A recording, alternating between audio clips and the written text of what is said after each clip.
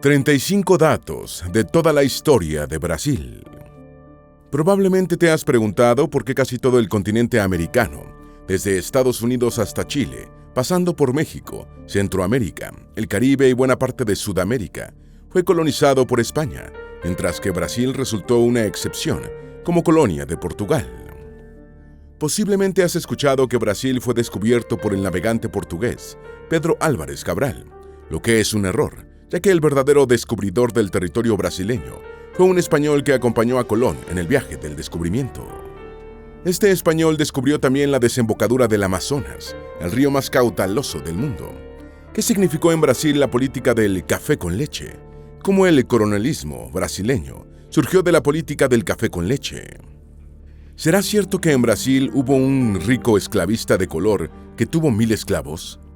En este video conoceremos esto y más sobre la historia de Brasil, el gigante amazónico al que le debemos, en gran medida, la calidad del aire que respiramos. Antes de meternos a fondo, no olvides suscribirte a nuestro canal y activar las notificaciones para mantenerte al día con nuestras actualizaciones.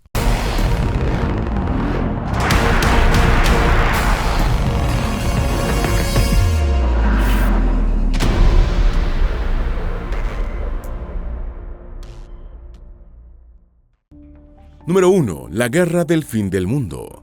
Entre 1893 y 1897, durante los años iniciales de la Primera República Brasileña, fue librada en el desértico y empobrecido sertón de la provincia de Bahía, la llamada Guerra de Canudos. Fue una guerra peculiar, en la que el carismático predicador con aires de profeta, Antônio Vicente Mendes Maciel, llamado por sus seguidores Antonio Conselheiro o Antonio Consejero, logró unir a la gente más pobre de la región en un movimiento socio-religioso contra el gobierno republicano. Antonio Conselheiro consiguió reunir a 25,000 seguidores, que empezaron a causar problemas, lo que desató la histeria del gobierno. El pueblo de Canudos fue sitiado por el ejército y Conselheiro inició un ayuno, muriendo posiblemente de disentería el 22 de septiembre del año 1897. Tras su muerte, el ejército brasileño destruyó Canudos, matando a lo largo de la guerra a unas 20,000 personas entre combatientes y civiles no combatientes. La Guerra de Canudos inspiró a Mario Vargas Llosa su novela La Guerra del Fin del Mundo, una de las más famosas del Premio Nobel peruano. Número 2. El esclavista de color. Francisco Paulo de Almeida, primer barón de Guaraciaba y único que ostentó esa baronía, fue un hombre de color brasileño que hizo fortuna como terrateniente y banquero. Comenzó su vida laboral como orfebre, fabricando botones de lujo para cuellos.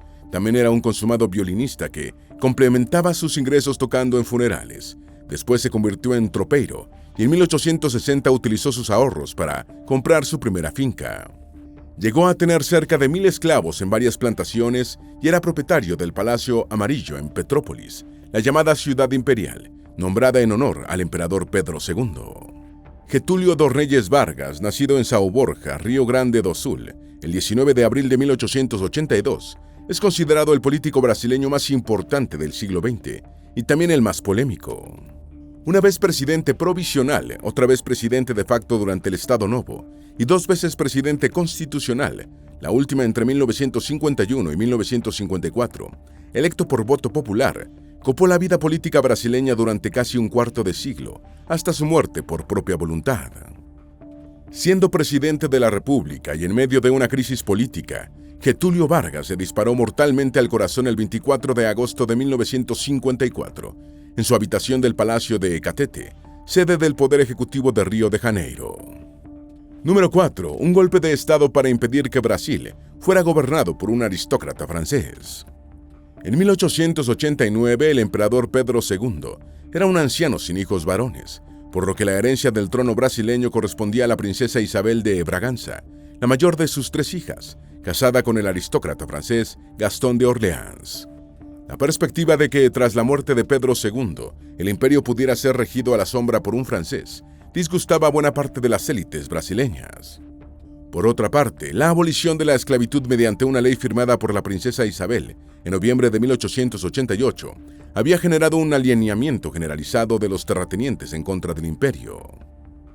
Así se dieron las condiciones para el golpe de Estado del 15 de noviembre de 1889, liderado por el general Deodoro da Fonseca, que terminó con el régimen monárquico e instauró la primera república brasileña. Número 5. Historia precabralina. Cuando el portugués Pedro Álvares Cabral llegó a la costa del actual Brasil en el año 1500, el territorio estaba ocupado por miles de nativos de los después llamados pueblos indígenas brasileños. Según algunas estimaciones, la ocupación humana del actual territorio brasileño habría comenzado hace entre 40.000 y 50.000 años, y continuado hasta que el país entero fue ocupado 12.000 años antes del presente. La agricultura amazónica surgió hace unos 8 milenios, y durante el periodo transcurrido aproximadamente entre los años 3000 y 1000 a.C., se desarrolló una cerámica incipiente. Las sociedades que vivían en las regiones de la cuenca del Amazonas empezaron a organizarse de forma cada vez más elaborada entre los años 1000 a.C. y 1000 de la Era Común, conformando los cacicazgos complejos que existían cuando llegaron los portugueses. Número 6. Pueblos indígenas de Brasil. Los pueblos indígenas brasileños abarcan un elevado número de grupos étnicos que vivían en el actual territorio brasileño antes de la llegada de los europeos, en el año 1500. En 2022, los nativos puros representaban solo el 0.6% de la población de Brasil. Se cree que la mayoría de los pueblos nativos que habitaban el territorio brasileño, cuando llegaron los portugueses, eran descendientes de la primera oleada de inmigrantes, que habrían llegado a América hacia el año 9000 a.C., durante la última era glacial, alcanzando la cuenca del Amazonas cerca del año 6000 a.C. Actualmente subsisten en Brasil unos 305 grupos étnicos indígenas, que han visto reducido su territorio al mínimo tras sucesivas invasiones, usurpaciones y expulsiones por parte del gobierno y los empresarios ganaderos, madereros y agrícolas. Número 7. Pueblos tupíes. Los tupíes son un grupo etnolingüístico nativo sudamericano que abarca a diferentes etnias, que hablan lenguas tupí-guaraníes, una de las principales familias lingüísticas indígenas de América del Sur. La zona de origen de las lenguas tupíes es la Amazonía, probablemente en lo que actualmente es el estado brasileño de Roraima, o en alguna otra parte próxima dentro de la jungla amazónica. En torno al año 1000 de la Era Común, los tupíes se extendieron hacia el sur y gradualmente ocuparon la costa atlántica del actual Brasil. Los guaraníes, nombre utilizado a menudo para referirse a los paraguayos, son un pueblo relacionado con los tupíes, pero diferente, que vive en Paraguay y partes de Brasil, Argentina y Bolivia. Actualmente, muchos descendientes de los pueblos tupíes originales viven confinados en reservas indígenas o se han asimilado en algún grado a la cultura de la sociedad dominante. Número 8. Tupiniquines. Los tupiniquines son un grupo indígena brasileño perteneciente a la nación Tupi, que vivía en el litoral brasileño de los actuales estados de Bahía y Sao Paulo. Fueron los indígenas que encontraron los portugueses encabezados por Pedro Álvares Cabral, cuando llegaron al territorio brasileño el 23 de abril de 1500. Actualmente los tupiniquines viven en una reserva indígena en el municipio de Aracruz, en el norte del estado brasileño de Espíritu Santo. Su población actual es de unos 2.500 indígenas, que viven entre 3 comunidades. Forman, junto con los potiguaras de Paraíba y los tupinambás de Bahía, los únicos nativos vivos de los pueblos tupíes que estaban asentados en la costa cuando llegaron los portugueses. Número 9. Lenguas de Brasil. En Brasil se hablan 180 lenguas indígenas, principalmente en áreas remotas. Aparte del portugués, el idioma oficial del país, hablado por el 98% de la población, en Brasil se usan minoritariamente otras lenguas, como el alemán, especialmente el dialecto Hunsrückisch, y el italiano, principalmente la variante Talián, de origen véneto, en el sur del país. Estas lenguas europeas han sido influidas por el portugués brasileño, que presenta algunas diferencias respecto al idioma hablado en Portugal. El portugués brasileño es de una fonética más nasal, en comparación con su lengua madre, que suena más gutural. El idioma hablado en Portugal acorta las vocales, mientras que en el portugués brasileño son más largas y abiertas. Número 10. Tratado de Tordesillas. El Tratado de Tordesillas fue un convenio firmado el 7 de junio de 1494, en la villa castellana de Tordesillas, entre representantes de Isabel de Castilla y Fernando de Aragón, reyes de Castilla y de Aragón, por una parte, y los del rey Juan II de Portugal, por la otra. El tratado estableció una distribución entre los dos firmantes de las zonas de navegación y conquista del Océano Atlántico y el Nuevo Mundo, a través de una línea de polo a polo situada a 370 leguas del occidente del archipiélago africano de Cabo Verde. Con esta demarcación, la parte este de Brasil, en el sector oriental de América del Sur, quedó sujeta a los intereses de Portugal, mientras que los territorios del Nuevo Mundo situados al oeste de la línea acordada quedaron a disposición de las coronas de Castilla y Aragón, y después del Reino de España. Número 11. Vicente Yáñez Pinzón. Vicente Yáñez Pinzón fue un navegante y explorador español, co-descubridor de América, tras capitanear la carabela La Niña en el viaje del descubrimiento. Adelantándose 3 meses al portugués Pedro Álvares Cabral, fue el primer europeo en llegar a Brasil, aunque ese territorio ya había quedado sujeto a los intereses de Portugal en el Tratado de Tordesillas.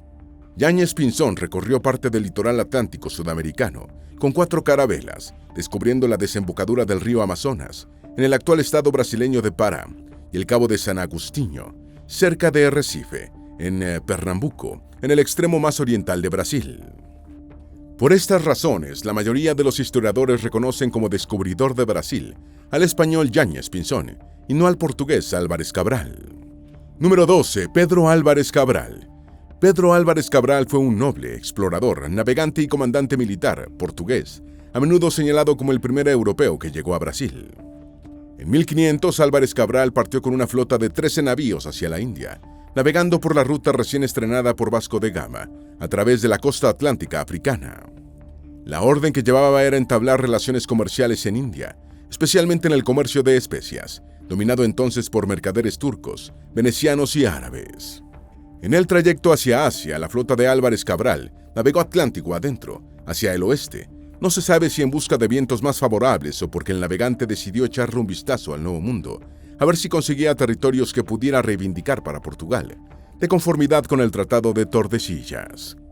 Lo cierto es que llegó a la costa de Brasil y envió uno de sus barcos de regreso a Portugal para avisar al rey Manuel I que había descubierto nuevos territorios para el reino.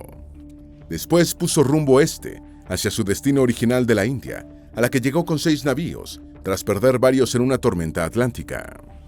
Número 13. Primeros contactos con los europeos. Centrado en el lucrativo comercio de las especias asiáticas, en principio, Portugal mostró poco interés en Brasil, limitándose a la explotación del pau-brasilia o palo de Brasil, del que se extraía un colorante para teñir, y su resistente madera era utilizada en la construcción de muebles y barcos. Las mujeres portuguesas no se animaban a cruzar el Atlántico, lo que estimuló el mestizaje entre portugueses e indias. Algunos historiadores sitúan el comienzo de la colonización, cerca del año 1530, cuando se inició la cultura de la caña azucarera y la instalación de ingenios para la fabricación de azúcar. Durante el siglo XVI, las localidades portuguesas se encontraban en la costa, ya que los colonos le temían a la jungla y a los nativos. Esto empezó a cambiar cuando los jesuitas comenzaron a fundar misiones en el interior. Número 14. Enfermedades y guerras de los pueblos nativos por el contacto con los europeos. Al igual que los españoles en México, Perú y otros lugares del Nuevo Mundo, los portugueses llegaron a Brasil portando viruela, sarampión, gripe, tosferina, tuberculosis y otras enfermedades que aniquilaron a comunidades indígenas enteras. Más allá del mestizaje europeo-indígena, el proceso de colonización de Brasil por parte de la Corona de Portugal significó la extinción de gran parte de las sociedades aborígenes originales que vivían en el territorio brasileño, mediante el contagio de enfermedades desconocidas en América, la acción armada e inclusive la implantación hegemónica de políticas de asimilación de los indios al nuevo sistema de organización social. Número 15. Reino Unido de Portugal, Brasil y Algarbes, de 1815 a 1822. A lo largo de casi 3 siglos, entre 1530 y 1815, la Corona de Portugal manejó el territorio brasileño a través del Estado del Brasil, una unidad administrativa de la América portuguesa. El 16 de diciembre de 1815 fue constituido el Reino Unido de Portugal, Brasil y Algarbes, tras la elevación del Estado del Brasil al rango de reino. El Reino Unido de Portugal, Brasil y Algarbes fue gobernado solo por 2 monarcas, María I y su hijo Juan VI, y tuvo también 2 capitales, primero Río de Janeiro y después Lisboa. El 7 de septiembre de 1822, Brasil abandonó de forma unilateral Reino Unido, cuando el príncipe Pedro de Alcántara de Braganza, hijo de Juan VI, proclamó la independencia brasileña. Número 16. Independencia de Brasil, de 1821 a 1824. La independencia brasileña fue un proceso que incluyó una serie de eventos políticos ocurridos entre 1821 y 1824, la mayoría de los cuales supusieron conflictos entre Brasil y Portugal. El 7 de septiembre del año 1822, el príncipe portugués Pedro de Alcántara de Braganza proclamó la independencia de Brasil, convirtiéndose en emperador del territorio desde el 12 de octubre del mismo año. La independencia de Brasil fue un suceso político que se diferenció del resto de los conflictos independentistas hispanoamericanos en que la guerra resultó poco cruenta y el proceso fue dirigido por un miembro de la corona que ejercía como potencia colonial del país. El régimen resultante de la independencia brasileña fue el Imperio de Brasil, una monarquía constitucional que se extendió por 67 años, hasta 1889, convirtiéndose en el estado monárquico independiente de mayor duración en América. Número 17. La batalla más sangrienta de la Guerra de Independencia de Brasil registró menos de 200 muertos. El enfrentamiento más sangriento de la Guerra de Independencia de Brasil fue la batalla de Genipapo, librada el 13 de marzo de 1823, a orillas del río del mismo nombre, en la aldea de Campo Mayor, en el actual estado de Piauí. Entraron en combate voluntarios independentistas de Piauí, Maranhão y Ceará, sin armas de guerra, que enfrentaron a las tropas portuguesas al mando del mayor João José de Cunha Fidié, comandante del ejército de Portugal en el norte de Brasil. La refriega se resolvió en pocas horas con una victoria del ejército de Portugal, que registró 19 muertos y 60 heridos, por 200 muertos y heridos en el bando independentista. Número 18. Imperio de Brasil de 1822 a 1889. El Imperio del Brasil fue un estado instaurado al final de la Guerra de la Independencia, mediante la cual el Reino de Brasil se separó del Reino Unido, del que formaba parte junto con Portugal y Algarve. Su territorio se correspondía con la casi totalidad del Brasil actual, con la mayor salvedad de la ausencia del estado de Acre, sumando a Uruguay entre 1822 y 1825, en este periodo llamado Provincia Cisplatina. El Imperio del Brasil existió hasta 1889, cuando un golpe militar encabezado por el general Deodoro da Fonseca disolvió la entidad imperial y proclamó un régimen republicano bajo el nombre de República de los Estados Unidos del Brasil. Da Fonseca se convirtió en el primer mandatario republicano del país.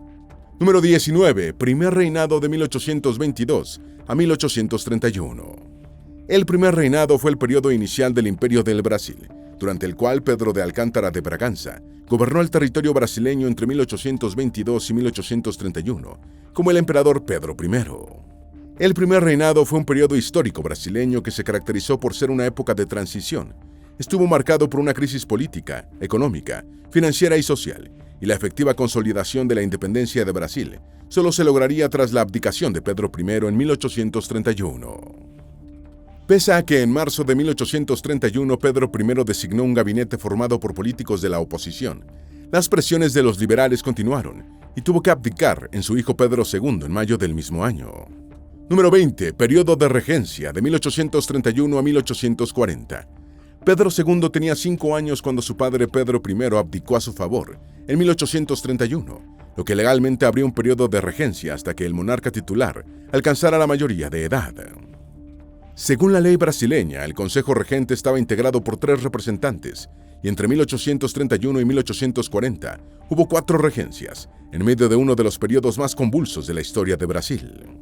La regencia brasileña estableció la unidad territorial del país, así como el grado de autonomía de las provincias, y su relación con el poder central estructuró las Fuerzas Armadas Nacionales y enfrentó 4 grandes rebeliones provinciales, la mayor de las cuales fue la Guerra de los Farrapos, en Río Grande do Sul.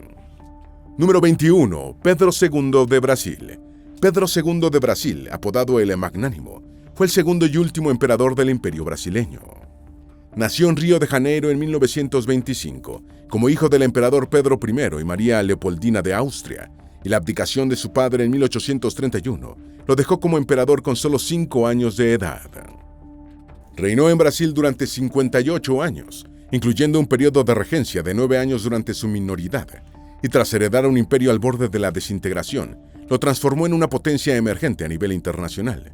Fue derrocado por el golpe militar republicano liderado por el general Deodoro da Fonseca en 1889, muriendo exiliado en París en 1891. Número 22. Guerra de los Farrapos. La Guerra de los Farrapos fue una rebelión regional, de carácter republicana, contra el gobierno imperial del Brasil, que tuvo como escenario la provincia brasileña de Río Grande do Sul. Se extendió durante más de 9 años, entre septiembre de 1835 y marzo de 1845, abarcando tanto parte del periodo de regencia de Pedro II como su gobierno directo. Si bien la élite ganadera que lideró la rebelión se definía como republicana, era tan esclavista como sus adversarios. La guerra terminó con la firma del Tratado de Poncho Verde el 1 de marzo de 1845, en el que el gobierno imperial hizo generosas concesiones, como la no persecución de los rebeldes y su reintegración plena a la vida civil. Número 23. Esclavitud en Brasil. La esclavitud fue adoptada en Brasil en el periodo colonial portugués y se extendió hasta poco antes del final del Imperio brasileño. El esclavismo brasileño estuvo marcado principalmente por la explotación de personas de color, traídas de África como mano de obra por los europeos colonizadores del país. Muchos indios también fueron esclavos, hasta que a finales del siglo XVIII, el Marqués de Pombal, estadista portugués y representante del despotismo ilustrado, abolió la esclavitud indígena. Los esclavos brasileños fueron utilizados principalmente en las plantaciones de caña y los ingenios azucareros, la minería y el servicio doméstico y urbano. Número 24. Abolición de la esclavitud. A partir de la década de 1870, la sociedad brasileña, incluyendo al ejército, empezó a retirar su apoyo al sistema esclavista. En 1871 fue establecida la Ley del Vientre Libre, fecha a partir de la cual todo hijo de madre esclava sería automáticamente libre. Esta ley permitía además la acumulación de peculio, el dinero que los esclavos podían guardar para sí con vistas a su manumisión. Durante esta década se desarrolló en Brasil un fuerte movimiento abolicionista entre intelectuales y políticos. En 1885 fue promulgada la Ley de los Sexagenarios, con la cual todo esclavo quedaba libre al alcanzar los 65 años. La esclavitud fue oficialmente abolida en Brasil el 13 de mayo de 1888, cuando la princesa Isabel, en ese momento regente imperial en nombre de su padre, el emperador Pedro II, firmó la Ley Áurea. Número 25. República Belga. La primera república brasileña, también llamada República Belga o República Vieja, y oficialmente República de los Estados Unidos de Brasil, fue el primer periodo republicano del país, transcurrido desde 1889 hasta la Revolución Brasileña del año 1930. Con la promulgación de la Primera República, Brasil pasó de un régimen monárquico a otro republicano, presidido por el general Deodoro da Fonseca, pero la situación continuó siendo básicamente la misma para las grandes masas. La República Belga duró 4 décadas, pero la economía de Brasil continuó dependiendo de las exportaciones de café. La mayoría de los trabajadores siguieron atados a los propietarios de latifundios y la corrupción aumentó entre las élites. Número 26. Política del café con leche. La política o el régimen del café con leche fue una expresión coloquial utilizada en Brasil durante la Primera República Brasileña o República Belga, para significar el excesivo poder ostentado en ese periodo por las élites comerciales y financieras de los estados de Sao Paulo y Minas Gerais. Sao Paulo era una potencia económica en Brasil, principalmente por sus masivas exportaciones de café, mientras que Minas Gerais afianzaba su riqueza en el ganado vacuno para la producción de carne y leche. Así nació la expresión café con leche, para denominar al dominio político y económico ejercido por ambas regiones durante la República Belga. Número 27. El coronelismo brasileño surgió de la política del café con leche. El abrumador dominio político y económico de las oligarquías de Sao Paulo y Minas Gerais, los estados más ricos y poblados, relegó a un papel secundario a las demás entidades federales en el acontecer brasileño. Los primeros 5 presidentes republicanos de Brasil eran políticos de Sao Paulo y después este estado y Minas Gerais empezaron a alternarse en la presidencia a lo largo de la Primera República. Para evitar la competencia de otros estados, Sao Paulo y Minas Gerais crearon la figura del coronel, título dado a los grandes hacendados de la época y personajes conocidos en Latinoamérica a través de las telenovelas brasileñas. Mediante una política clientelar y represiva, estos caciques locales aseguraban la lealtad de sus clientes al liderazgo político estatal, afianzando el café con leche. Número 28. Revolución de 1930. Hacia el final de la década de 1930, los estados de Sao Paulo y Minas Gerais, que venían copando la política brasileña desde 1889, estaban políticamente enfrentados. A las elecciones del 1 de marzo del año 1930, que serían las últimas de la República Belga, se presentaron como candidatos presidenciales el gobernador de Sao Paulo, Julio Prestes de Albuquerque, respaldado por 17 estados, y por el presidente en ejercicio Washington Luiz, y el abogado Getúlio Vargas, apoyado solo por Minas Gerais, Paraíba y Río Grande do Sul, su estado natal. Prestes fue declarado ganador, pero Vargas y sus seguidores no reconocieron la elección, estallando la llamada Revolución de 1930. Número 29. El fin de la República Velha. El 3 de octubre de 1930, tropas revolucionarias marcharon hacia Río de Janeiro, entonces capital de Brasil, y el 24 de octubre se produjo un golpe de Estado que derrocó y exilió al presidente Washington Luiz, desconoció y deportó al electo Julio Prestes, y constituyó una junta de gobierno provisional que el 3 de noviembre de 1930 entregó el poder a Getúlio Vargas. Así quedó finiquitada la República Velha o Primera República Brasileña, comenzando un gobierno provisional con Vargas como presidente.